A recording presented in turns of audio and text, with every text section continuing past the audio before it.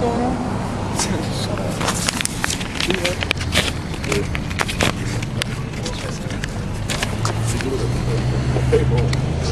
Power, money, authority, pride, and sex is the dream for most American men. This American dream is the foundation of our society and what it means to be successful. The average American man will make between $40,000 and $60,000 a year. That year of his life will most likely be spent in an office located in a large city full of the same average men. These average men will work their same 8-hour shifts and then begin to commute home to their average wives. While the repetitiveness of these average men continues to occur, a man who is definitely their senior will be having sex, and lots of it.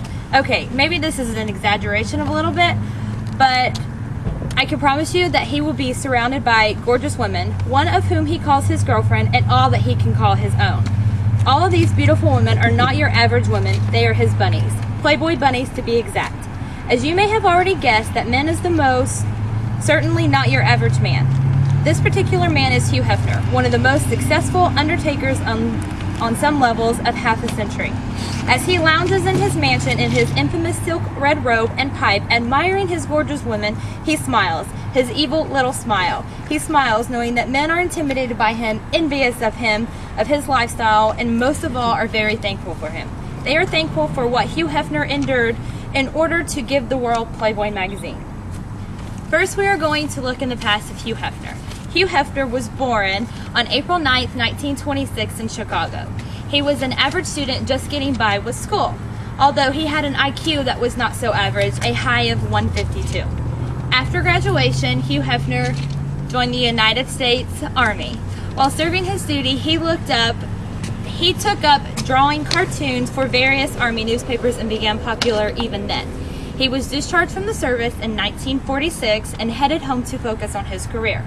Back in Chicago, Hugh Hefner took up art classes. He received his bachelor's degree in just 2.5 years by doubling up on all of his school classes. In 1949, Hugh Hefner worked as an assistant manager for a Chicago cartoon company. This is also the year he married his first wife. His future seemed rather bleak when he landed a job as a promotion copywriter at Esquire magazine in 1951. The true history of legacy that Hugh Hefner was about to unfold, no pun intended. The birth of Playboy was a legend. In 1952, in the midst of it all, you lost me there. In 1952, in the midst of it all, Hugh Hef's attempt to start a magazine, his first of 4 children, Kirsty Ann, was born. In December of 1953, the first issue of Playboy hit the newsstands. Marilyn Monroe graced the first cover of his undeniable different magazine, according to A&E Television, a magazine that Hef produced on his kitchen table in his South Side apartment. The magazine popularity was a shock for most. However controversial it was, the first issue sold 50,000 copies and paid off the magazine and Hef's debt, which allowed him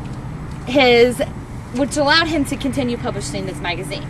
All of the reasons Playboy was accepted and successful was Hef's sense of romance. Hef talked a lot about the male and female connection. Playboy has definitely come a long way since the first issue. Hef proves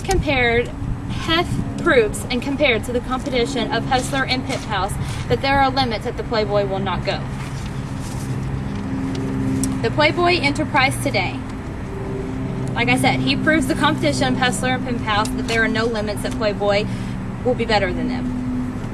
In his life so far, Hefner has done some pretty amazing things. Of all the accomplishments and recognition Hugh Hefner has achieved, he is the father of 4, the ex-husband of 2, and the creation of Playboy magazine, for which he has gained his nobility and millions of dollars. Hef is currently living in a landmark Playboy mansion and is dating one of the most gorgeous bunnies who has ever lived.